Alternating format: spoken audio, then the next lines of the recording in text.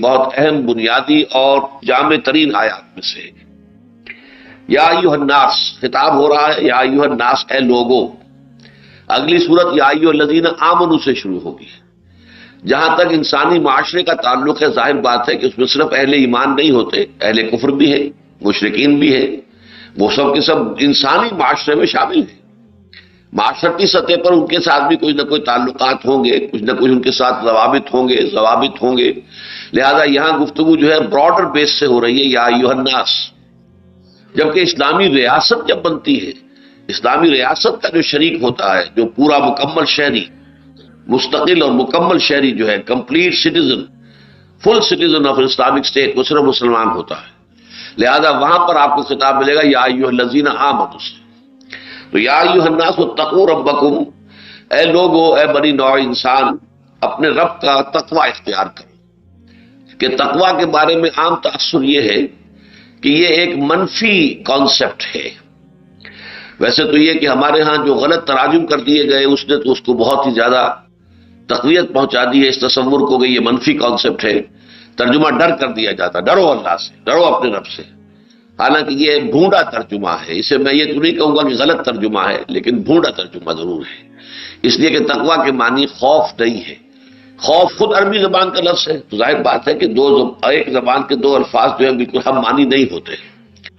تقوی کا مفہوم اصل میں بچنا. وقا یقی یہ ہے کسی کو بچا دینا. ہم دعا مانگتے ہیں جو سب سے زیادہ عام دعا ہے، سب کو یاد ہے، وقنا عذاب النار، اے پروردگار ہمیں آگ کے عذاب سے بچا دے. کسی کو بچا دینا، وقا یقی، وقایتن. اور خود بچ جانا، یہ باب افتعال میں آئے گا.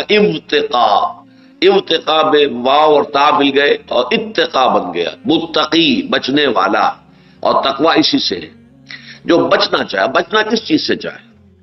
تقوی کی بہت سی منزلیں ہیں. سب سے پہلی منزل تو یہ ہے کہ اگر ایک انسان عام انسان ہے، ابھی اسے نہ تو معرفت خداوندی حاصل ہوئی ہے، نہ وہ آخرت کا علم اسے حاصل ہوا ہے، لیکن اس کے اندر اس کا ایک ضمیر موجود ہے، زندہ ہے. اس کے اندر حس ہے، اخلاقی مورل سینس ہے. وہ جانتا ہے کہ یہ شے بری ہے، یہ اچھی ہے. اس لیے کہ یہ چیز تو جیسا کہ قرآن مجید کا فلسفہ ہے، یہ نفس انسانی میں الہامی طور پر اللہ تعالیٰ نے یہ پہچان ودیت کر دی ہے. وَنَفْسٍ وَمَا سَوَّاهَا فَأَلْهَمَهَا فُجُورَهَا وَتَقْوَاهَا. اور نفس انسانی اور جو اسے بنایا، سنوارا، درست کیا، اور اس میں الہامی طور پر فجور اور تقوی کا علم جو ہے وہ ودیت کر دیا. تو انسان بائی ہز ویری نیچر وہ جانتا ہے کہ یہ کام اچھا ہے، یہ برا ہے، یہ خراب ہے اور یہ اچھا ہے، یہ ایول ہے، یہ گڈ ہے. لہذا اگر کسی کی وہ حس جو ہے، اخلاقی حس، وہ اگر برقرار ہے تو ظاہر بات ہے کہ وہ بچنا چاہے گا کسی غلط کام سے، برے کام سے. یہ بھی تقوی کی ایک کیفیت ہے.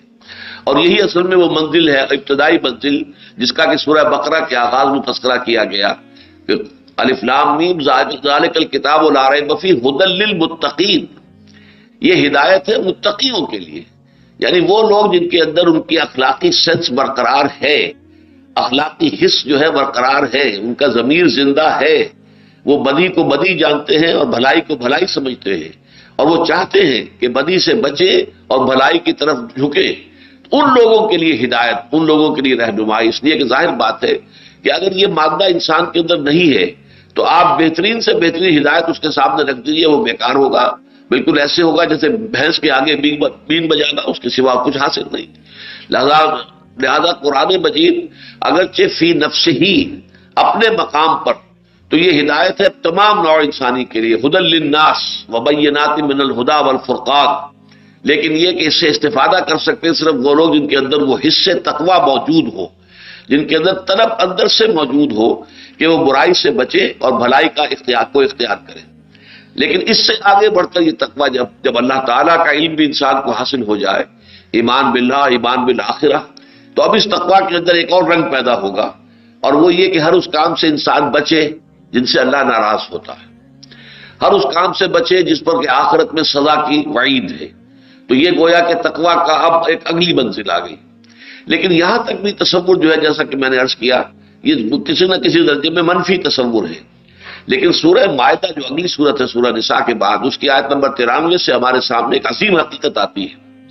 کہ تقویٰ تو اصل میں ایک ڈرائیونگ فورس، ایک موٹیویٹنگ فورس ہے جو انسان کو بہتر سے بہتر، بلند سے بلند تر روحانی مقامات تک لے جانے والی ہے۔ اذا اتقوا وآمنوا ثم اتقوا، اذا اتقوا وآمنوا وعملوا الصالحات ثم اتقوا وآمنوا ثم اتقوا واحسنوا واللہ یحب المحسنین۔ تو اس آیت کو میں بیان کر چکا ہوں تقریباً 1 گھنٹے کی اپنے بیان میں، اور اس کے ساتھ ہی یہ ہے کہ حدیث جبرائیل میں، جس میں کہ اخبرنی عن الاسلام، اخبرنی عن الایمان، اخبرنی عن الاحسان، یہ 3 سوالات حضرت جبرائیل نے کیے تھے حضور سے، حضور نے اس کے جواب دیے تھے، ان دونوں کے درمیان کو ریلیشن میں واضح کر چکا ہوں۔ تو یا ایھا الناس اتقوا ربکم، اب یہاں پہ اصل بات کیا ہے کہ انسانی معاشرت کے اندر ظاہر بات ہے کہ سب سے زیادہ جس شے کی ضرورت ہے وہ تقویٰ ہے، اس لیے کہ سب سے پہلے افراد کو بچنا ہے برائی سے، اور پھر معاشرے کو بچانا ہے برائی سے۔ تو تقویٰ کی روح اگر معاشرے میں کار فرما ہوگی، اور تمام جو بھی افراد ہیں معاشرے کے، وہ سب کے سب اپنا فرض ادا کرنے کے لیے تیار ہوں گے، اس لیے کہ اگر نہیں کریں گے تو اللہ تعالیٰ کے یہاں باس پرس ہو جائے گی، دوسروں کے حقوق ادا کرنے کو تیار ہوں گے، اس لیے کہ اگر نہیں کریں گے تو اللہ تعالیٰ کے یہاں باس پرس ہو جائے گی۔ تو یہ احساس تقویٰ جو ہے، یہ فرد سے پھر پورے معاشرے کے اندر جو سرایت کرتا ہے، تو ایک ایسا معاشرہ وجود میں آتا ہے اجتماعی طور پر کہ جس میں عدل ہے، احسان ہے، سکون ہے، اطمینان ہے، ہر ایک جو فرض ادا، جس کے ذمے جو فرض ہے وہ ادا کر رہا ہے، اور جس کا بھی جو بھی حق ہے وہ اسے مل رہا ہے۔ تو اس کے لیے لازم ہے کہ تقویٰ در حقیقت وہ جڑ اور بنیاد بن جائے کسی معاشرے کے اندر۔ یا ایھا الناس اتقوا ربکم الذی خلقکم من نفس واحدہ، اپنے اس رب کا تقویٰ اختیار کرو۔ رب کے معنی اگرچہ پروردگار زیادہ کیے جاتے ہیں ربوبیت کے حوالے سے، لیکن رب کا مفہوم ایک مالک کا بھی ہے۔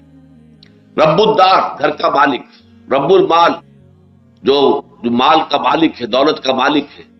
جیسے کہیں اگر کوئی مزاربت ہو رہی ہے تو مزاربت میں سرمایہ ایک کا ہوتا ہے، محنت دوسرے کی ہوتی ہے، تو ایک رب المال کہلائے گا وہ شخص کے جو سرمایہ کا مالک ہے، دوسرا جو ہے وہ عامل کہلائے گا، وہ عمل کرنے والا ہے، وہ محنتی ہے، وہ کوشش کر رہا ہے، وہ جد و جہد کر رہا ہے، وہ کام کر رہا ہے۔ تو رب اصل میں مالک کو بھی کہتے ہیں۔ تو رب، اپنے اس رب کا تقویٰ اختیار کرو، اپنے اس رب کی نافرمانی سے بچنے کی کوشش کرو، اپنے اس رب کو ناراض کرنے سے اپنے آپ کو باز رکھنے کی کوشش کرو، جس نے تمہیں پیدا کیا من نفس واحدۃ وخلق منہا زوجہا، تمہیں پیدا کیا ایک جان سے اور اسی سے بنایا اس کا جوڑا۔ یہ آیت جو ہے اس اعتبار سے مشکلات القرآن میں سے، یہ مضمون تو بار بار قرآن میں آتا ہے، لیکن یہ ہے کہ اس کے ضمن میں ایک جان سے پیدا کیا، اس سے مراد حضرت آدم علیہ السلام، اور زوج اس کی پیدا کی اس کو ہے حضرت حوا سلام علیہا۔ لیکن یہ ہے کہ ان کی کس طور سے تخلیق ہوئی ہے، بعض روایات میں جو آیا ہے کہ اللہ تعالیٰ نے پہلے حضرت آدم کو پیدا کیا، اور حضرت آدم جب کہ سوئے ہوئے تھے تو ان کی ایک پسلی نکالی، اور اس پسلی سے حضرت حوا کی تخلیق ہوئی۔ یہ روایت ہمارے ہاں عام مذہبی طبقات کے اندر بہت عام ہے، لیکن یہ روایت ہو سکتا ہے کہ یہ روایت اپنی جگہ سند کے اعتبار سے درست ہو، لیکن آیا اس کا مفہوم وہی ہے کہ جو الفاظ سے متبادر ہو رہا ہے، ظاہر ہو رہا ہے، یا یہ کہ یہ کوئی استعارہ ہے کسی شے کی حقیقت کو واضح کرنے کے لیے؟ اس لیے کہ ایک حدیث میں آتا ہے کہ عورت کی مثال پسلی کی سی ہے، جیسے پسلی کے اندر ٹیڑھ ہے اور ٹیڑھ اس کی فطرت ہے، اس کو سیدھا کرنے کی کوشش کرو گے تو ٹوٹ جائے گی۔ اسی طرح عورت کی فطرت میں بھی کچھ ہے، ٹیڑھ ہے، وہ ناز والے نیاز کیا جانے، وہ ناز کا انداز اس کا ایک ہوتا ہے، یہ اس کی اپنی فطرت کے اندر ہے، تو اس کو اسی اعتبار سے ڈیل کرو اور اس کے جذبات اور اس کے احساسات کا لحاظ رکھو اور پاس کرو، ورنہ اگر اسے زبردستی سیدھا کرنے کی کوشش کرو گے تو ٹوٹ جائے گی۔ تو ہو سکتا ہے کہ اسی مفہوم کے اندر اس حدیث کے اندر وہ لفظان آ گئے ہوں، اس لیے کہ قرآن مجید کے دوسرے مقامات سے جبکہ ہمیں یہ اصول معلوم ہے کہ القرآن یفسر بعضہ بعضا، قرآن مجید کا ایک حصہ دوسرے حصے کی وضاحت کرتا ہے۔ تو اب ہمیں سورہ نحل میں آیت ملتی ہے واللہ جعل لکم من انفسکم ازواجا، اے لوگو، اب یہاں جمع کا صیغہ ہے، اے لوگو اللہ نے تمہارے لیے تمہاری ہی نفوس میں سے بیویاں بنا دی۔ اب اس کے کیا معنی ہوئے؟ کیا ہم میں سے ہر ایک کی پسلی سے اس کی بیوی کی تخلیق ہوئی ہے؟ اب یہ تو محال مطلق ہے، یہ ظاہر بات ہے کہ یہ ناممکن والی بات ہے، یہ مشاہدے کے خلاف ہے، حقیقت کے خلاف ہے۔ لہٰذا یہاں پہ ترجمہ کچھ اور کرنا پڑے گا. اور یہ مضمون جیسا کہ میں نے آپ سے کہا کہ اہم مضامین قرآن مجید میں کم از کم 2 جگہ ضرور آتے ہیں، لہذا یہ مضمون سورہ شورى میں پھر دوبارہ آیا ہے. جعل لکم من انفسکم ازواجا ومن الانعام ازواجا یذرؤکم فیہ، اللہ نے تمہارے لیے تمہارے نفس سے تمہارے جوڑے پیدا کر دیے اور حیوانات میں بھی جوڑے پیدا کر دیے، اور اسی کے ذریعے سے وہ تمہاری نسل کو پھیلاتا ہے، آگے بڑھاتا ہے، تمہاری افزائش نسل کرتا ہے. تو یہ مضمون قرآن میں 2 دفعہ آیا. تو جب جمع کے سیغے میں آیا تو اس کا مطلب یہ ہے کہ وہ پسلی والا معاملہ یہاں پر کسی طور سے منطبق نہیں ہو سکتا. اس کا مطلب کیا ہے؟ ایک ہی جان ہے کہ جس سے یہ دونوں سیکسز وجود میں آئے ہیں. اب اس میں ظاہر بات ہے کہ جدید جو سائنس ہے اور اس نے جو بھی ترقی کی ہے اور ارتقاء کا جو ایک نظریہ ہے اس کے حوالے سے جو حقائق سامنے آئی ہیں کہ جو سب سے پہلے حیوانات پیدا کیے گئے ہیں ان کے اندر سیکس نہیں تھا. امیبا ایک سیل کا جانور ہے، ایک سیل کا حیوان ہے، اس میں نہ کوئی میل ہے نہ فیمیل ہے. ریپروڈکشن کیسے ہوتی ہے کہ اس ایک سیل کے 2 سیل ہو گئے تو ریپروڈکشن ہو گئی، پیرنٹ ختم ہو گیا تو 2 بچے اس کے پیدا ہو گئے. اب 2 سے وہ 4 ہو جائیں گے، پیرنٹ ختم ہوتے جائیں گے اور وہ اولاد بڑھتی چلی جائے گی. لیکن یہ کہ ذرا اور آگے چلتے ہیں حیوانات میں، ذرا ہائر سکیل پر آ کر اب سیکس ظاہر ہوتا ہے. اب میل اور فیمیل کی جو ہے وہ ڈفرینسیشن آتی ہے. اس اعتبار سے گویا کہ پہلے وہ نفس یا نفس کہا گیا ہے، جان ایک ہی تھی، ایک ہی جان سے پھر اس کا جوڑا بنایا گیا، اسی میں سے نکلا ہے. اور یہاں پر اس آیت کا ترجمہ کرتے ہوئے بہترین لفظ یہ ہوگا کہ خلقکم من نفس واحدۃ وخلق منها زوجها، تمہیں بنایا ایک ہی جان سے اور ایک ہی نوع سے بنایا اور اسی نوع سے اس کا جوڑا بنایا. اب آپ کو معلوم ہے بکری ہے، بکرا ہے، یہ دونوں نوع تو ایک ہیں، جنس مختلف ہے. یہ فیمیل ہے وہ میل ہے، بیل ہے گائے ہے، نوع ایک ہے، اسپیشیز ایک ہے، اس کے اندر سیکسز کا فرق ہو گیا ہے. مرد اور عورت یہ نوع ایک ہے. ظاہر بات ہے اس کے اندر یوں سمجھیے کہ پورے جسمانی نظام کے اندر بھی 90% تو وہی معاملہ ہے جو مرد کا ہے وہ عورت کا ہے. زیادہ سے زیادہ 10% کے اندر آپ فرق محسوس کریں گے. تو انسان ہونے کے ناطے عورت اور مرد ایک ہی ہے. اس میں ادھر بھی اشارہ ہو گیا کہ عورت کوئی گھٹیا مخلوق نہیں ہے. عورت جو ہے نہ تو وہ کوئی دیگر مخلوق ہے، اس ایک ہی جان سے مرد اور عورت دونوں وجود میں آئے ہیں. ایک ہی جو کہ بغیر کسی سیکشول پریزنٹیشن کے جو اینیملز ہوتے تھے اسی سے وجود میں آئے ہیں کہ جن کے اندر سیکس ظاہر ہوا ہے. تو ایک ہی جان سے دونوں کا آغاز ہے.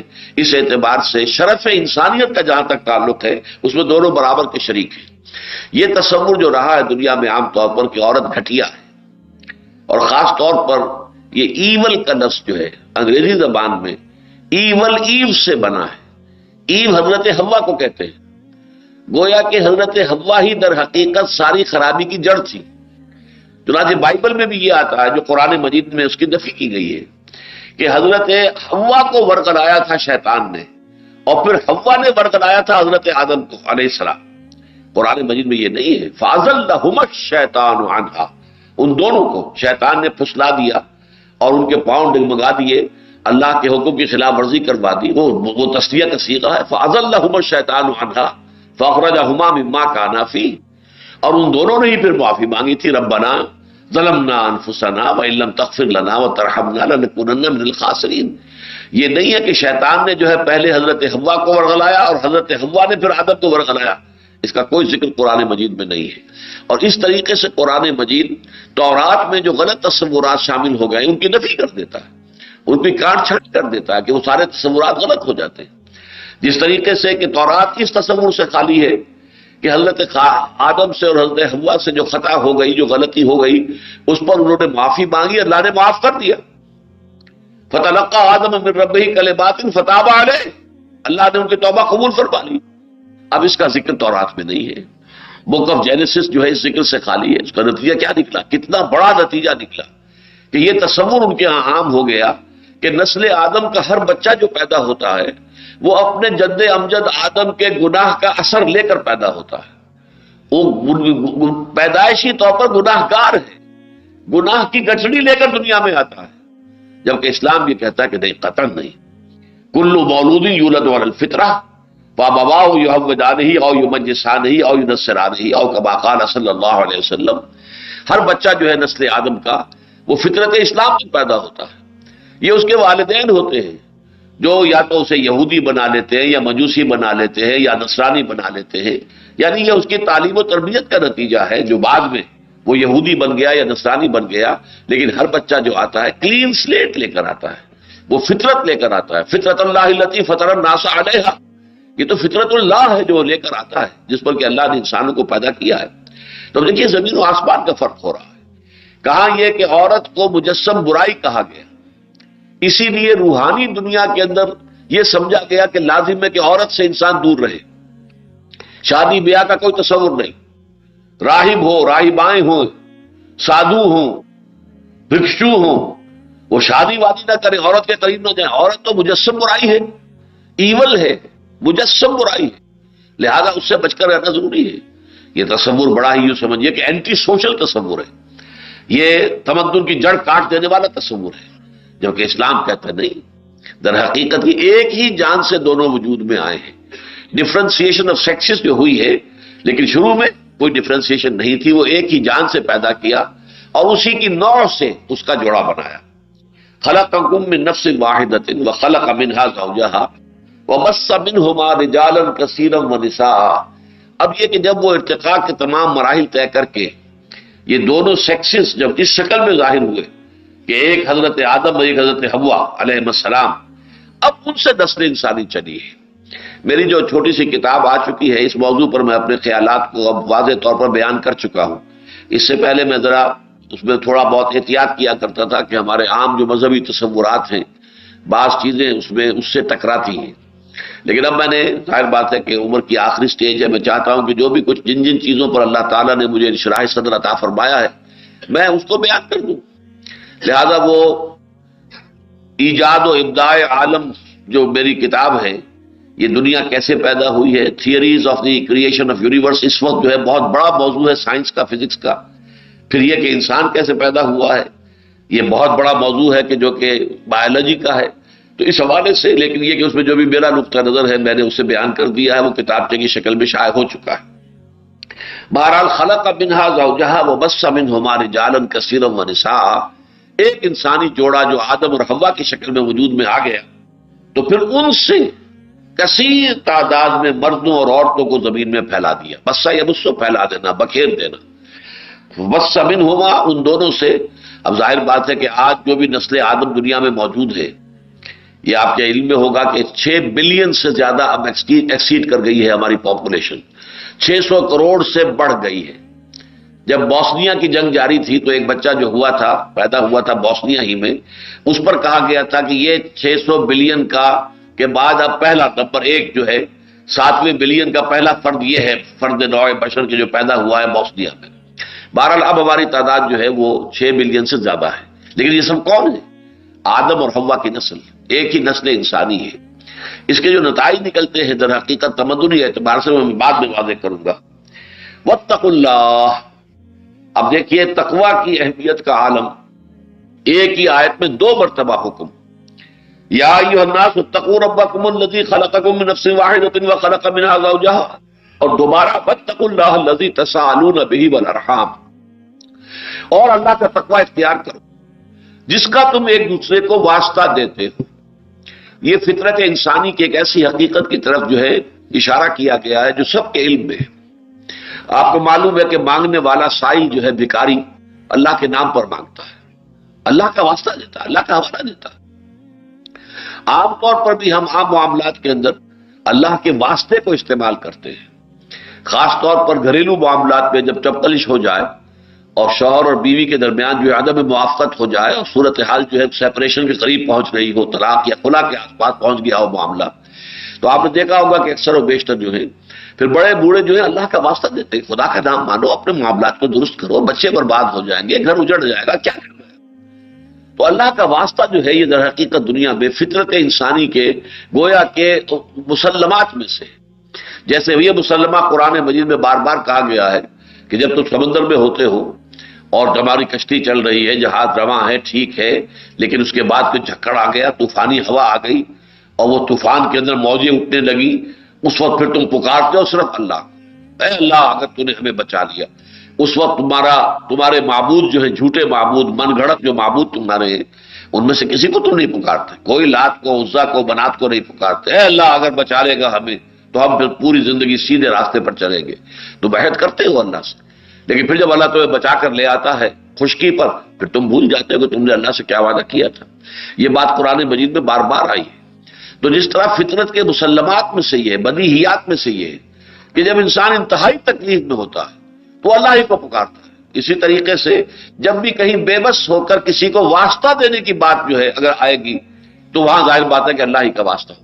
تسالون بہ، جس کے حوالے سے تم ایک دوسرے سے اپیل کرتے ہو، ایک دوسرے سے سوال کرتے ہو، ایک دوسرے سے مانگتے ہو۔ والارحام، اور رحمی رشتوں کا لحاظ رکھو۔ یہ جو ہے بہت اہم موضوع ہے قرآن مجید کا، اس لیے کہ اللہ تعالیٰ کے تقوی کے ساتھ ہی رحمی رشتوں کا لحاظ رکھنا، تعلق رحمی۔ اب یہ دیکھیے، اس کے لیے میں حدیث قدسی بھی آپ کو سنانے والا ہوں کہ لفظ رحمت سے رحم ہے۔ رحم کیا ہے؟ بچے دانی۔ ماں کے جسم میں وہ عضو ہے جس میں کہ بچہ پروان چڑھتا ہے، بچہ جو ہے جنین جو ہے اس کے اندر پرورش پاتا ہے، وہ بچے دانی جو ہے وہ رحم ہے۔ رحمت، رحیم، رحمان اسی سے مشتق ہے لفظ کے جو اس کے لیے نام اللہ تعالیٰ نے رکھا ہے۔ اس کے اندر اتنی شدید رحمت ہے، ظاہر بات ہے ماں کی مامتا اور ماں کی رحمت اور ماں کی محبت سے بڑھ کر تو دنیا میں کسی اور رحمت کا اور کسی اور محبت کا، کسی اور جو ہے کسی طرح کے قلبی تعلق کا کوئی تصور ممکن ہی نہیں، جس قدر اس میں جوش و خروش ہوتا ہے۔ تو یہ رحم جو ہے اس کے حوالے سے، اس رحم مادر پر بھائی اور بہنیں آپس میں جڑ جاتے ہیں۔ تو قطع رحمی اور صلہ رحمی، یہ دو چیزیں ایک دوسرے کے مقابل آ جائیں گی۔ رحمی رشتوں کو کاٹنا اور رحمی رشتوں کو جوڑنا۔ صلہ رحمی بہت بڑی نیکی ہے، بہت بڑی نیکی ہے، بہت بڑی نیکی ہے، اور قطع رحمی بہت بڑا گناہ ہے، بہت بڑا گناہ ہے، بہت بڑا گناہ ہے۔ اور اس میں اب آپ دیکھیے تمدنی اعتبار سے، جیسا کہ میں نے عرض کیا تھا کہ یہ مسائل جو ہیں بڑی بنیادی چیزیں ہیں کہ ایک ماں کے رحم پر بھائی بہن یہ جڑ گئے، دادی کے رحم پر جا کر ایک زیادہ وسیع تر سرکل ہے جو جڑ گیا ہے، پر دادی کے رحم پر جا کر ایک اور وسیع تر سرکل ہے جو جڑ گیا ہے، اور حوا کے رحم پر جا کر پوری نوع انسانی جڑ گئی ہے ایک رشتہ اخوت کے اندر۔ سب کے درمیان ایک بھائی چارہ ہے، اس لیے کہ بہرحال کوئی کالا ہو، کوئی پیلا ہو، کوئی سفید ہو، کوئی لال ہو، کوئی مشرق کا رہنے والا ہو، کوئی مغرب کا رہنے والا ہو، کوئی سی زبان ہے، تو سب حوا کی اولاد، حوا کی نسل، آدم اور حوا کی اولاد۔ حوا ہی کے رحم سے درجو سمجھیے کہ نسل انسانی کا یہ پورا درخت جو ہے یہ پھوٹا ہے، تو کہاں سے؟ رحم حوا سے۔ اس حوالے سے رحمی رشتوں کا لحاظ رکھنا جو ہے یہ در حقیقت معاشرت کے اندر ایک جو ہے خوبصورتی، ایک صلح جوئی کی کیفیت، ایک محبت کی چاشنی، اور نہ صرف عدل بلکہ احسان۔ ان اللہ یامرکم بالعدل والاحسان، احسان آگے بڑھ کر بھلائی کرنا، نیکی کرنا، صلہ رحمی کرنا، رحمی رشتے کو جوڑنے کی کوشش کرنا۔ تو فرمایا واتقوا اللہ الذی تسالون بہ والارحام، اور رحمی رشتوں کا لحاظ رکھو، ان اللہ کان علیکم رقیبا، یقیناً اللہ تعالیٰ تم پر نگران ہے اور نگہبان ہے، تمہارا ہر عمل اس کی نگاہ میں ہے۔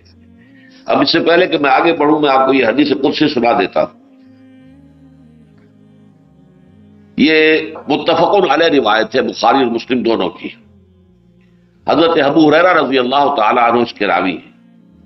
قال قال رسول اللہ صلی اللہ علیہ وسلم ان اللہ تعالی خلق الخلق حتی اذا فرغ منہم، یقیناً اللہ تعالیٰ نے تمام مخلوقات کو پیدا کیا یہاں تک کہ جب اللہ تعالیٰ اپنی اس تخلیق کے عمل سے فارغ ہو گیا، قامت الرحم، تو اب رحم کھڑا ہو گیا، فقالت، اور اس نے یہ کہا مقام العائذ بک من القطیعۃ، پروردگار یہ مقام ہے اس ہستی کا کہ جو تیرے پناہ میں آئے قطع رحمی سے۔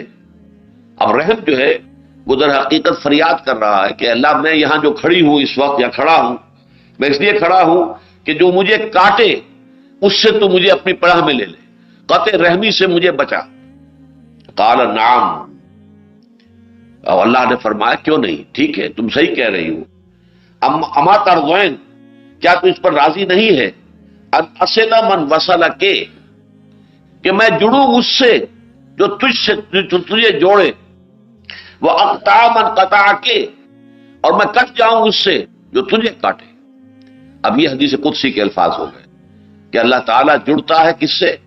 جو رحم کو جوڑتا ہے، رحمی رشتوں کو جوڑتا ہے، صلہ رحمی کرتا ہے، اور اللہ تعالیٰ کٹ جاتا ہے، تعلق لا تعلقی اختیار کر لیتا ہے اس سے کہ جو رحمی رشتوں کو توڑتا ہے۔ قالت بلا، تو اس رحم نے کہا کیوں نہیں؟ قال فذلک لک، تو ٹھیک ہے، یہ فیصلہ میرا ہے، یہ فیصلہ جو ہے تمہارے لیے ہمیشہ کے لیے صادر ہو گیا، جو تجھے کاٹے گا میں اس سے کٹ جاؤں گا، اور جو تجھے جوڑے گا میں اس سے جڑوں گا۔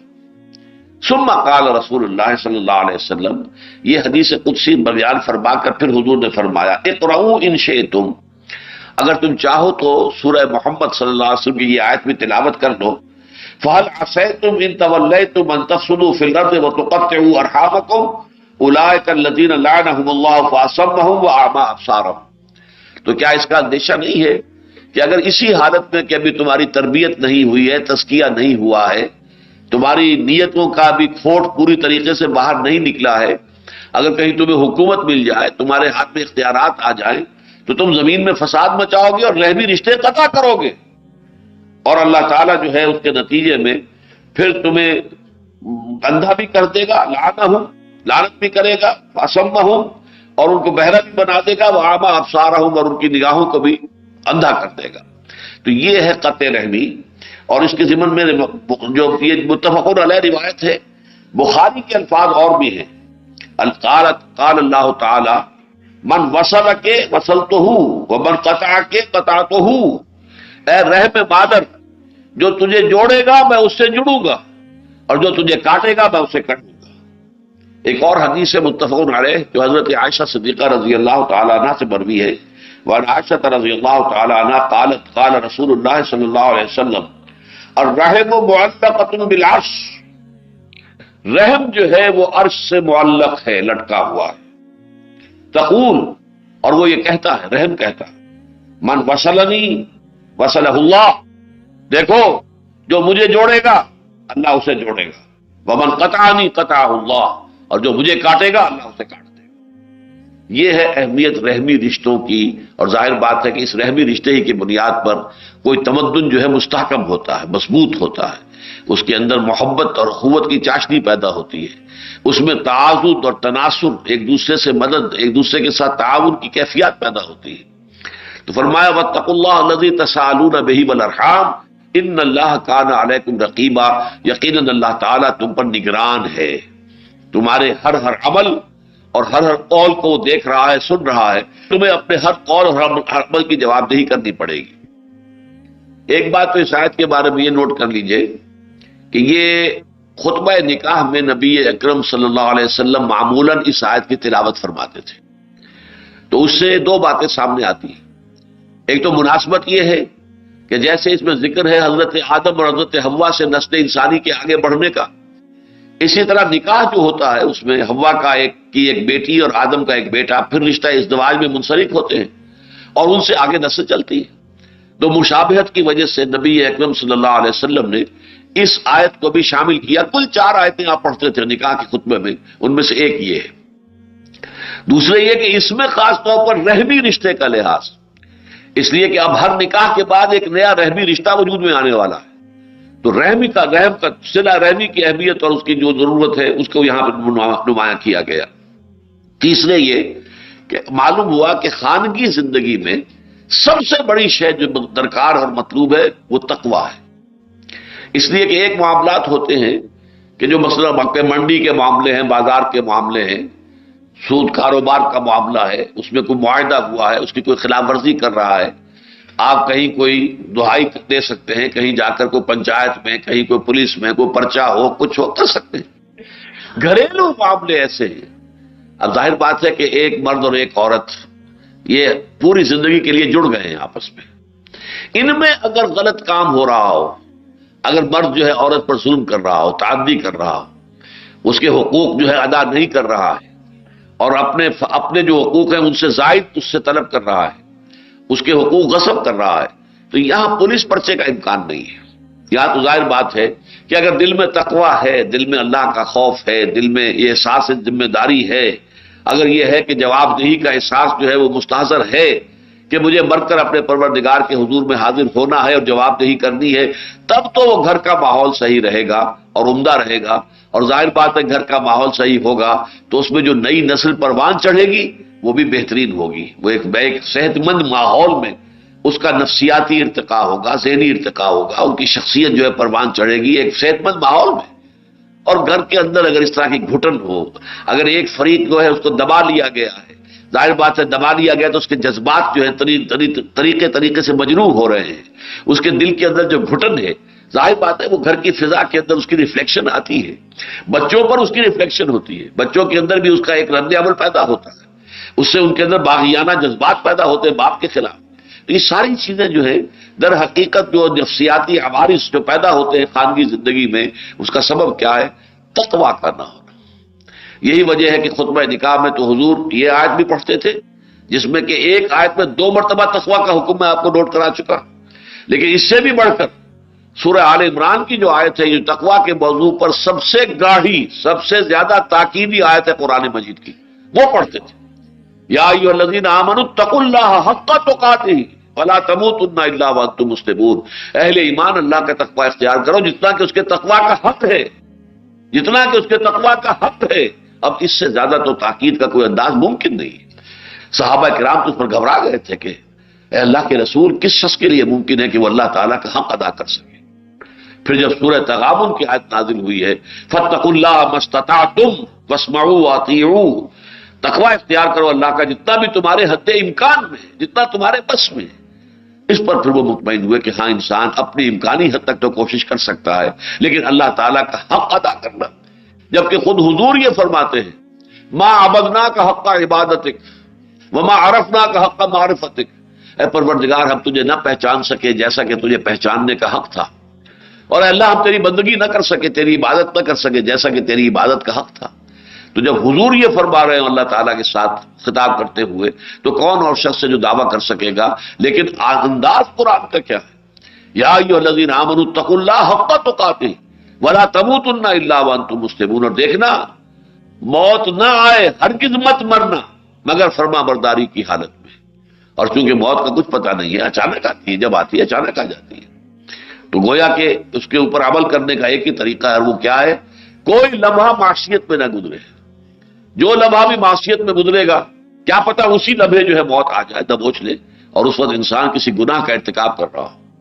بہرحال اس آیت کا اس حوالے سے میں نے آپ کو اس حوالہ دے دیا ہے کہ یہ خطبہ نکاح کا جزو لازم ہے جو حضور صلی اللہ علیہ وسلم سے منقول ہے، خطبہ نکاح. اب اس آیت کے حوالے سے ایک بات اور سمجھیے، اور اس کے لیے ضروری ہے کہ اس کا جو مثنیٰ ہے، میں نے عرض کیا نا کہ آج بھی دوبارہ دہرایا اس بات کو کہ اہم مضامین قرآن مجید میں کم سے کم 2 مرتبہ ضرور آتے ہیں. اس آیت کا مثنیٰ جو ہے وہ سورہ حجرات کی آیت نمبر 13 ہے. یا ایھا الناس، وہاں بھی یا ایھا الناس سے خطاب ہے. یا ایھا الناس انا خلقناکم من ذکر و انثی، اے لوگوں ہم نے پیدا کیا تمہیں ایک مرد اور ایک عورت سے. وجعلناکم شعوبا وقبائل لتعارفوا، اور تمہیں خاندانوں اور قبیلوں میں تقسیم کر دیا، قوموں قبیلوں میں تقسیم کر دیا تاکہ تم ایک دوسرے کو پہچان سکو. ان اکرمکم عند اللہ اتقاکم، دیکھو تم میں سے اللہ تعالیٰ کے ہاں سب سے بڑا جو باعزت ہے وہ ہے جو سب سے بڑھ کر اللہ کا متقی ہے.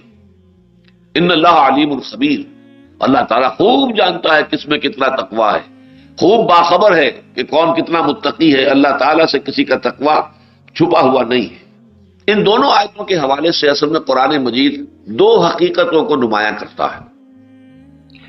کل نوع انسانی اس کے درمیان 2 چیزیں مشترک ہیں. ایک وحدت خالق، وحدت الہ، سب کا پیدا کرنے والا ایک اللہ ہے. گورے کالے پیلے لال جو بھی ہیں، کافر مشرک مسلم محسن جو بھی ہیں، خالق سب کا ایک ہی ہے، نمبر 1. دوسری قدر مشترک آدم اور حوا. آدم اور حوا جو ہے ایک انسانی جوڑے کی اولاد ہے. جدید تہذیب نے آ کر یہ دونوں چیزیں منہدم کر دی. اللہ کو ویسے ذہن سے خارج کر دیا، سیکولر ذہن، ایتھیسٹ ذہن، میٹیریلسٹک ذہن، ایگنوسٹک ذہن، اسکیپٹک ذہن، ان تمام میں خدا خارج از بحث ہو گیا. لہذا وحدت آدم منہدم. اور ارتقاء کا جو فلسفہ بیان ہو رہا ہے اس کے نتیجے میں یہ بات ثابت نہیں ہوتی اس ارتقاء کے فلسفے کی روح سے کہ کوئی ایک انسانی جوڑے کی اولاد ہے یہ تمام انسان. ارتقاء کا عمل چلا ہے کہ اسپیشیز وجود میں آئی ہے، اس اسپیشیز کی نسلیں چل رہی ہیں. آدم کون تھا اس کا کوئی ذکر نہیں، حوا کون تھی اس کا کوئی ذکر نہیں. وہ تو یہ ہے کہ ہم اگر جوڑتے ہیں، اگر ارتقاء کے بعض حقائق کو لے کر اس کو پھر قرآن اور سنت کے ساتھ جوڑیں گے تو پھر وہ بات ہوگی جو میں نے لکھی ہے اپنی کتابچے کے اندر، وہ اگر آپ پڑھیں گے ایجاد و ابداع عالم تو اس سے بات واضح ہو جائے گی. لیکن ظاہر بات ہے جن کے سامنے وہ بات نہیں ہے تو وہ تو گویا کہ تقریباً جو مختلف قومیں ہیں یہ گویا کہ ان کے اوریجنز مختلف ہیں. کوئی ایک کامن جو ہے اینسیسٹری کہ ہمارا اینسیسٹر کوئی کامن ہے، ایک جوڑا ہے انسانی جوڑا آدم اور حوا کا، وہ تصور ذہن سے خارج ہو گیا. نتیجہ کیا نکلا؟ آج انسان کو انسان سے جوڑنے والی کوئی شے موجود نہیں. اب آپ دنیا کا تصور کیجئے، دنیا سائنس کی ترقی کے نتیجے میں، ٹیکنالوجی کی ترقی کے نتیجے میں ایک گلوبل ولیج بن چکی ہے. انسانوں کے مابین فاصلے جو ہوا کرتے تھے تقریباً ختم ہو چکے ہیں. یہ ایک گاؤں ہے، گلوبل ولیج ہے. اس کا لازمی تقاضا کیا ہے؟ کوئی عالمی ریاست قائم ہو، ورنہ تو یہ ہے کہ یہ آپس میں ٹکرائیں گے، لڑیں گے، بھیڑیں گے. پھر ان کے پاس اب کیسے کیسے ہتھیار ہیں. وہ ایٹمک اور ہائیڈروجن بم تو ایک طرف ہے، اس کے علاوہ بایولوجیکل اور کیمیکل جو بھی ہے ہتھیار، کس قدر خوفناک، کس قدر خطرناک، کتنے بڑے پیمانے پر اس سے تباہیاں نو انسانی پر آ سکتی ہیں. وہ اب بہت سے لوگ مسلح ہیں اس سے. تو نو انسانی گویا کہ اگر کوئی ایک ریاست وجود میں نہیں آتی، ایک حکومت قائم نہیں ہوتی، ایک سینٹرل معاشرہ جو ہے وجود میں نہیں آتا تو نو انسانی کا مستقبل بہت مخدوش ہے، بہت ہی اس کے اندر خطرے ہیں، بہت خطرات ہیں. یہ تقاضا تھا جس کے تحت لیگ آف نیشنز وجود میں آئی تھی کہ تمام دنیا کی قوموں کی ایک لیگ بنائی جائے. لیکن لیگ آف نیشن ناکام ہوئی، اس لیے کہ انسانوں کو جوڑنے کے لیے کوئی قدر مشترک تو ہے نہیں. ایک حبشی اور ایک سفید فام، کیا قدر مشترک ہے ان کے درمیان؟ رنگ جو ہے چہرے کا جدا ہے، ان کے فیچرز جدا ہیں، ان کی زبانیں جدا ہیں، کیا چیزیں مشترک ہے ان کے درمیان؟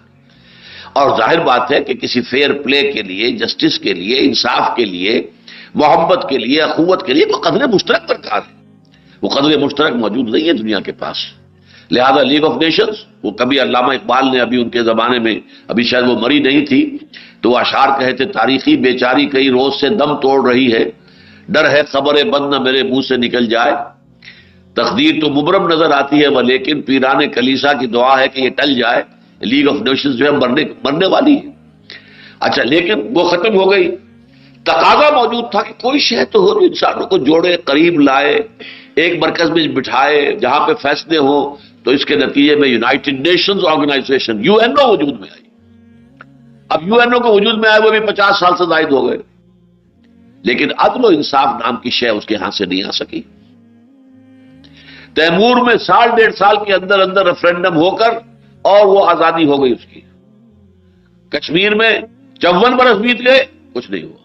انصاف نام کی کوئی شے نہیں ہے. جہاں ان کا اپنا کوئی مفاد ہو، جہاں ان کی اپنی مصلحتیں ہوں، فوراً ایکشن ہو جائے گا، فوراً جو ہے پیس کیپنگ فورس پہنچ جائے گی، فوراً آبزرورز پہنچ جائیں گے. اور یہاں فلسطینی چیختے رہے کہ آبزرورز بھیجو، پیس کیپنگ فورس بھیجو، نہیں بھیجی گئی.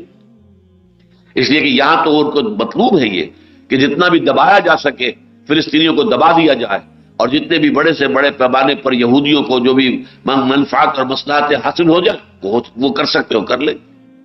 تو معلوم یہ ہوا کہ یہ بھی ادارہ ناکام ہو چکا ہے اور نوع انسانی ایک کرائسس سے دوچار ہے. اب یہ ہے کہ ایک پولیس فورس کی حیثیت سے امریکہ جو ہے وہ اپنے آپ کو ایک بہت بڑی طاقت بنا کر، پوری دنیا کا جو ہے پولیس مین بنا کر اگر وہ چاہتا ہے کہ کوئی نظم قائم ہو تو اس کو بھی ظاہر بات ہے کہ فطرت انسانی تو قبول نہیں کرے گی. چائنا سامنے آئے گا، اڑے گا، ابھی نارتھ کوریا کھڑا ہوا ہے، وہ اڑے گا، ابھی یورپ کے اندر بھی کچھ سرکشی کے آثار آ رہے ہیں، جرمنی سر اٹھا رہا ہے، روس نے بھی پھر کہیں نہ کہیں اپنا جو ہے کوئی بدلہ چکانے کی کوشش کرنی ہے۔ دنیا میں ایک ہی طاقت تو نہیں ہے، یہ یونیپولر فورس، یونیپولر ورلڈ اس وقت بن گئی ہے کہ امریکہ جو ہے سول سپریم پاور بن گیا دنیا کی اس وقت بظاہر، لیکن یہ کہ یہ زیادہ دیر رہنے والی شے تو نہیں ہے۔ تو کیا اس کے بعد کیا مستقبل ہے نوع انسانی کا؟ میں نے آج سے کوئی میرا خیال ہے کہ 32-33 برس قبل ایک تقریر کی تھی جنگ میں، قرآن اور امن عالم، طلبا کا ایک اجتماع تھا، اس میں میں نے وہ تقریر کی تھی، وہ اب کتاب کی شکل میں آج تک بھی شائع ہو رہی ہے۔ تو میں نے اس میں امن عالم کے حوالے سے عرض کیا تھا کہ دیکھیے امن عالم کی جس کی خواہش تو ہر ایک کو ہے، دنیا میں امن ہو، سکون ہو، عدل ہو، انصاف ہو، چین ہو، لیکن یہ کہ وہ کیسے آئے گا؟ اس کا نسخہ صرف اور صرف اسلام کے پاس ہے۔ اس لیے کہ نمبر 1 امن عالم کے لیے ضروری ہے کہ انسانوں کو داخلی امن حاصل، internal peace, one should be at peace with himself, اپنے وجود میں، اپنے قلب میں، اپنے ذہن میں، اپنے روح میں اطمینان نہیں ہے تو امن کیسے ہوگا؟ ڈسٹرب سائیکالوجی کے لوگ ہوتے ہیں کہ جو پورے امن عالم کو تہوبالا کر کے رکھ دیتے ہیں۔ ہٹلر جیسا آدمی کیا تھا؟ ایک سائیکالوجی کا کیس تھا نا، میگالومینیا اس کے اندر پیدا ہوا ہے، اور اس نے کیا کر دیا؟ کروڑوں انسان قتل ہو گئے۔ چنگیز خان ہو، کوئی اور ہو، وہ کیا کرتے تھے؟ در حقیقت ان کے اپنے اندر کا ایک طوفان تھا، وہ اندر کی ڈسسیٹسفیکشن تھی کہ جو بظاہر دوسرے طریقوں سے سیٹسفیکشن حاصل کرنے کے لیے انہوں نے یہ سارے جو ہے پاپڑ بیلے۔ تو اسلام میں عجیب بات یہ ہے کہ اس کی پہلی بنیادی اصطلاح کیا ہے؟ امن، ایمان۔ ایمان کے معنی اپنے آپ کو امن دینا، ایمان۔ الا بذکر اللہ تطمئن القلوب، اللہ کی یاد سے اللہ کے انسانوں کے دلوں کو امن حاصل ہوتا ہے، اطمینان حاصل ہوتا ہے۔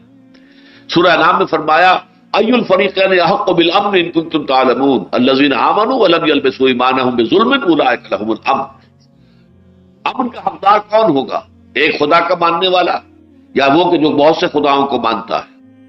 پھر جواب دیا کہ نہیں، امن کا مستحق صرف وہی ہے جو ایمان لائے اللہ پر اور اپنے ایمان میں کسی شرک کی آمیزش نہ کرے، اولئک لهم الامن، انہیں امن حاصل ہو۔ اب آپ کو معلوم ہے یہ ہمارا سورہ تغابن کے مضامین کا اور اس کے درس کا حصہ ہوتا ہے۔ راضی برضائے رب، توکل علی اللہ، کوئی شے اگر ہاتھ سے نکل گئی تو رنج اور افسوس نہ ہو، لیکن لا تاسوا علی ما فاتکم ولا تفرحوا بما آتاکم، اے اللہ یہ چیز مجھے حاصل نہیں ہو سکی، ٹھیک ہے، اگر تیری مرضی یہی ہے یقیناً کسی میں کوئی میرے لیے خیر ہوگی۔ کوئی شکایت نہیں، کوئی شکوہ نہیں، راضی برضائے رب، سر تسلیم خم ہے جو مزاج یار میں آئے۔ پروردگار جو تیرا فیصلہ ہے میرے لیے وہ سراسر حق ہے۔ عدل فی قضاؤک، اے اللہ تیرا فیصلہ میرے بارے میں جو بھی ہے عدل پر مبنی ہے، جو بھی ہے بظاہر مجھے فوری طور پر پسند نہ بھی آئے تب بھی وہ عدل پر مبنی ہے یقیناً۔ عدل فی قضاؤک، حضور کی ایک بڑی عظیم دعا جو ہے اللہم انی عبدک وابن عبدک وابن امتک فی قبضتک ناصیتی بیدک ماض فی حکمک عدل فی قضاؤک۔ پروردگار میں تیرا ایک بندہ ہوں، میرا باپ بھی تیرا ایک ادنا غلام تھا، میری ماں بھی تیری ایک ادنا کنیز تھی، میں تیرے قبضہ قدرت میں ہوں، میری پیشانی تیرے ہاتھ میں ہے، میرے وجود میں تیرا ہی حکم جاری و ساری ہے، اور میرے بارے میں جو فیصلہ تو کرے وہ عدل ہے، جو فیصلہ کرے۔ یہ ہے وہ عبدیت کا مقام، اللہ تعالیٰ کے ساتھ رشتہ۔ جب یہ رشتہ اللہ سے جڑ جاتا ہے تو اب وہ انٹرنل کانفلکٹس نہیں رہتے، وہ جو اندر کی کیفیات ہوتی ہیں، آدمی پیچ و تاب کھا رہا ہے، یہ کیوں ہو گیا، یہ کیسے ہو گیا، یہ نہیں ہونا چاہیے، اس نے کر دیا، اس نے کر دیا، اس نے مجھے نقصان پہنچایا، اس نے مجھے تکلیف پہنچائی۔ نہیں، جو بھی چیز آ رہی ہے اللہ کے اذن سے آ رہی ہے، چاہے ذریعہ کوئی بن گیا، مجھے کوئی تکلیف پہنچی ہے کسی بھی ذریعے سے پہنچی ہے لیکن بغیر اذن رب نہیں پہنچی ہے، ٹھیک ہے، قانون کے درجے میں اگر وہ لائق سزا ہے سزا دی جائے، لیکن یہ کہ اس کے خلاف وہ غصہ اور وہ جو ایک انسان کے اندر ہوتی ہے کہ اندر ہی اندر پیچ و تاب انسان کھا رہا ہے، وہ کیفیت نہیں رہے گی۔ جو اقبال کا شعر میں نے 12 آپ کو سنایا ہے، برو کشید ز پیچا کہ ہست بود مرا کہ اقدہا کے مقام رضا کشود میرا ہمیں تو اس مقام رضا نے نکال لیا ہے تمام چیزوں سے، یہ پیچ و تاب کھانا اور سب اس سے سب نکال دیا. اے اللہ جو تیری مرضی میں اس پر راضی. اچھا اب اس کے نتیجے میں یہ انٹرنل پیس جو ہے انسان کا، انٹرنل ٹرانکولیٹی، انٹرنل پیس، یہ معاشرے میں سرایت کرتا ہے تو اس کا نام ہے اسلام. دیکھیے الفاظ اسلام پھر پیس سے ہے، امن سے. اندازہ کیجئے کہ امن کے ساتھ تعلق جو ہے ہمارے دین کا کس قدر گہرا. سب سے اہم بنیادی اصطلاحیں دونوں ہیں، یہ ایمان وہ بھی امن سے ہے. نیا چاند دیکھیے تو دعا مانگیے اللہم احلہ علینا بالامن والایمان والسلامت والاسلام. اے اللہ اس نئے مہینے کو جو اس چاند کے ساتھ طلوع ہو رہا ہے، اے اللہ ہم پر امن اور ایمان کے ساتھ اور سلامتی اور اسلام کے ساتھ طلوع فرما. سلامتی کا تعلق اسلام کے ساتھ ہے اور امن کا تعلق ایمان کے ساتھ ہے. ایمان ہے تو امن ہے، اندر سکون ہے، اطمینان ہے، اندر کوئی پیچ و تاب نہیں ہے. اور اسلام ہے تو اسلام تو کہتے ہی سے المسلم من سلم المسلمون من لسانہ و یدہ. مسلم ہے ہی وہ کہ جس کے ہاتھ اور زبان سے تمام مسلمان محفوظ رہیں، اس کے ہاتھ سے کسی مسلمان کو غضب نہ پہنچے، اس کی زبان سے کسی مسلمان کو تکلیف نہ پہنچے. کوئی تانا دے دیا ہے، کوئی برا نام لے کر پکار دیا ہے، کوئی استہزاء کر دیا ہے، کوئی تمسخر کر دیا ہے، کوئی بیک بائٹنگ کی ہے، کوئی تہمت لگا دی ہے، اس سے اللہ تعالیٰ بچائے رکھے. المسلم من سلم المسلمون من لسانہ و یدہ. تو در حقیقت اسلام کا جو ظہور ہے وہ کیا ہے؟ معاشرے کے اندر ایک سکون اور اطمینان. اب اس کے بعد پھر یہ ہے کہ اگر ایک معاشرہ قائم ہو جاتا ہے جس میں کہ یہ ایمان اور اسلام وجود میں آ گئے، اس معاشرے کا بقیہ پوری نوع انسانی کے ساتھ بھی ایک تعلق ہے، چاہے وہ ایمان نہیں لائے، انہوں نے اللہ کو نہیں مانا، انہوں نے رسول کو نہیں مانا، کتاب کو نہیں مانا، پھر بھی وہ آدم و حوا کی نسل سے تو ہیں. اس اعتبار سے تمہارے بھائی ہیں اور وہ اللہ کی مخلوق تو ہیں. اور آپ کو معلوم ہے اللہ کی مخلوق کا کیا تعلق ہے اللہ کی ذات کے ساتھ؟ الخلق عیال اللہ. کل مخلوق اللہ کے کلبے کے مانند ہے، اللہ کے خاندان کے مانند ہے، کلبے کے مانند ہے. لہذا ان کے ساتھ بھی خیر خواہی کا تعلق، بھلائی کا تعلق. ہاں ان میں سے جو لوگ حربی ہو جائیں، ہمارے خلاف جنگ، ان کے خلاف جنگ ہوگی، ان سے دوستی بھی نہیں ہوگی، ان سے کسی طرح کے تعلقات نہیں ہوں گے، لیکن جو لوگ ایسے نہ ہوں ان کے ساتھ ان تبروہم وتقسطوا الیہم. سورہ ممتحنہ میں فرمایا گیا کہ اللہ تعالیٰ تمہیں روکتا نہیں ہے کہ کفار میں سے جو لوگ تمہارے خلاف محاذ آرائی نہیں کرتے، تم سے جنگ نہیں کرتے، تمہیں تمہارے گھروں سے نکالنے کے لیے گٹھ جوڑ نہیں کرتے، ان کے بارے میں اللہ نہیں روکتا. ان تبرؤوا الیہم وتقسطوا الیہم، ان تبرؤہم وتقسطوا الیہم، کہ ان کے ساتھ بھلائی کرو، نیکی کرو، اچھا سلوک اختیار کرو، حسن سلوک ان کے ساتھ اختیار کرو.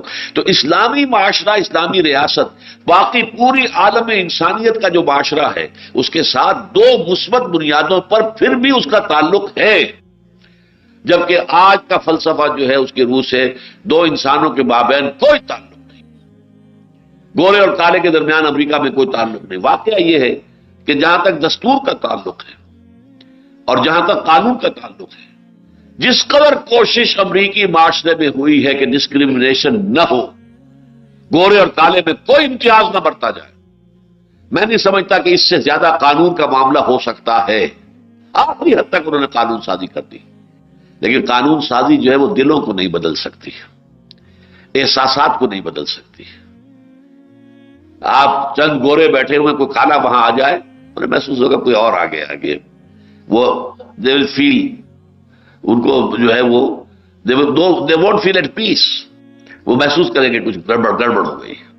اور وہاں کا مشہور واقعہ امریکہ کا، ان کے ہاں کسی آبادی میں جو اچھی آبادی ہے، سب گورے لوگ آباد ہیں وہاں پر، اور مکانوں کی قیمتیں جو ہیں بڑی اونچی ہیں. کوئی کالا آ کر ایک مکان خرید لے، پھر وہاں پراپرٹی کی قیمت گرنی شروع ہو جاتی ہے. پھر ایک ایک کر کے وہاں سے گورے جو ہے مکان بیچ کے نکلتے ہیں کہ کالے کے ساتھ ہم نہیں رہ سکتے. قانون روک نہیں سکتے. دستوری اور قانونی اعتبار سے جو میں نے عرض کیا نا کہ جس قدر انہوں نے اہتمام کیا ہے کہ کوئی ڈسکریمنیشن نہ ہو، اس سے زیادہ ممکن ہی نہیں ہے. میں آئی ایم ایڈمٹنگ اٹ کہ میکسیمم جو ہو سکتا ہے انہوں نے کیا ہے کہ کہیں کوئی ڈسکریمنیشن نہ ہو. ڈسکریمنیشن کی شکایت کے اوپر بڑے بڑے مقدمے، لاکھوں ملینز آف ڈالرز جو ہیں اس کے اس کا ان کو جو ہے وہ مل جاتا ہے کہ یہ میرے ساتھ ڈسکریمنیشن کی گئی ہے، اس کا ہرجانہ مجھے دیا جائے، وہ ہرجانے ملتے ہیں ان کی عدالتوں سے۔ لیکن دل کا معاملہ اور ہے، احساسات کا معاملہ اور ہے۔ میرے اور اس کے درمیان کیا قدر مشترک کوئی نہیں ہے، اس کی رنگت کچھ اور ہے، میری رنگت کچھ اور ہے۔ یہ ہے وہ چیز کہ جو آج فیل کر رہی ہے نوع انسانی کو، کہ انسانوں کے درمیان اخوت اور محبت کا کوئی اساس ہے ہی نہیں۔ وہ اساس اسلام کے پاس ہے۔ اگرچہ میں نے اس کتابچے میں فائنل بات جو کہی ہے وہ تو یہ ہے، اور جو میرے اس کتابچے کا بھی آخری موضوع ہے، ایجاد و ابداع عالم سے لے کر اور عالمی خلافت کے قیام تک، یہ تو ہوگا، اصل تو امن قائم ہوگا اس وقت جب کل روئے ارضی پر ایک ہی ریاست اسلامی قائم ہو جائے گی۔ وہ اسلامی ریاست ہوگی، وہ اسلامی ریاست جو عدل پر مبنی ہے، جو قسط پر مبنی ہے، جو اس اللہ پر ایمان پر مبنی ہے کہ جس کے لیے تمام مخلوقات جو ہے وہ گویا کہ اللہ کے کنبے کے مانند ہے۔ وہ ریاست جب قائم ہوگی، اور وہ ہونی ہے، جس کی پیشن گوئیاں جو ہیں واضح اور صریح۔ اب ظاہر بات ہے کہ ہم نے بہت سے مواقع پر وہ کتابچہ تقسیم بھی کیا ہے، صریح پیشن گوئیاں۔ اس وقت اگرچہ ہم ایک دھکا کھا کر بیٹھے ہوئے ہیں، ہمیں ایک دھکا پہنچا ہے، دھچکا لگا ہے، جو کچھ ہوا ہے افغانستان میں، اس کی وجہ سے ہماری امیدیں جو ہیں وقتی طور پر کچھ اس کے اندر سردی آئی ہے، ہم ٹھنڈے پڑ گئی ہیں امیدیں، دل جو ہے مردہ ہیں بعض اعتبارات سے، لیکن ہمیں اس دل کو دوبارہ زندہ کرنا ہوگا، وہ امید جو ہے دوبارہ پیدا کرنی ہوگی حضور کی احادیث کی روشنی سے کہ وہ وقت تو آ کر رہے گا، اب نہیں تو آئندہ۔ فیض کی نظم ہے، آئی اس زمانے میں تھی جبکہ میں ایک خاص کیفیت سے گزر رہا تھا، لیکن نظم بڑی عجیب تھی۔ یہ فصل امیدوں کی ہمدم اس بار بھی غارت جائے گی، جو امیدیں ہمیں ہو گئی تھی وہ امیدیں جو ہے وہ پوری نہیں ہوئی۔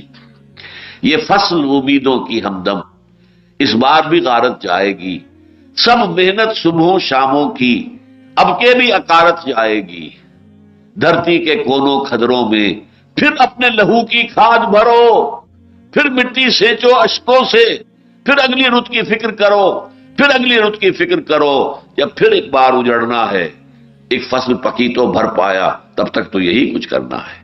Try and try again, try and try again, try and try again, ہمارا فرض ہے ہمیں کرنا ہے، چاہے کوئی سیٹ بیک آ جائے، چاہے کوئی ہمیں دھچکا لگ جائے، کوئی صدمہ پہنچ جائے، کسی وقت جو ہے جیسا کہ آیا تھا ان یمسسکم قرح فقد مس القوم قرح مثلہ، صحابہ کرام کو چرکا لگا تھا، غزوہ احد میں بہت سخت لگا تھا، لیکن اللہ تعالیٰ نے دلجوئی کی کہ مسلمانوں ہمت نہ ہارو، انتم الاعلون ان کنتم مؤمنین، بالآخر تم ہی سب سے اونچے ہوگے، سربلند ہوگے اگر تم مومن ہوئے، اگر مومن رہے، ایمان پر ثابت قدم رہے تو آخری فتح جو ہے وہ تمہیں مل کر رہے گی۔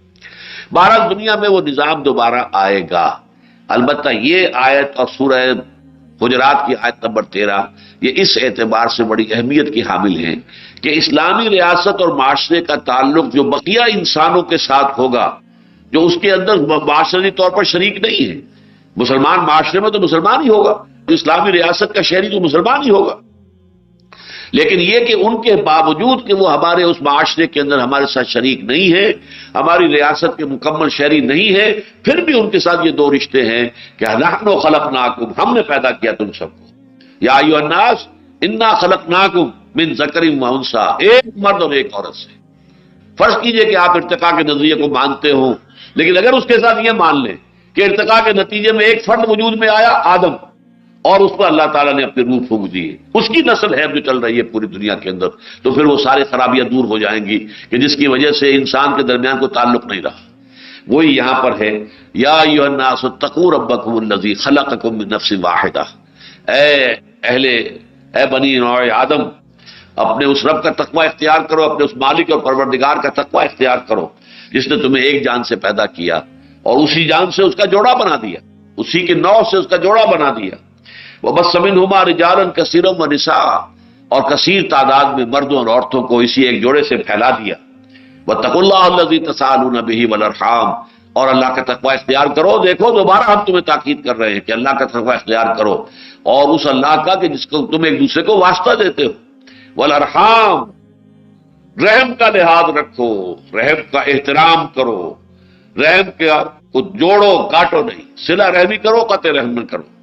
ان اللہ کان علیکم رقیبا، یقیناً اللہ تعالیٰ تم پر نگران ہے، تمہارا ہر قول ہر عمل اس کی نگاہ میں ہے۔ بارک اللہ لی ولکم فی القرآن العظیم ونفعنی وإیاکم بالآیات والذکر الحکیم۔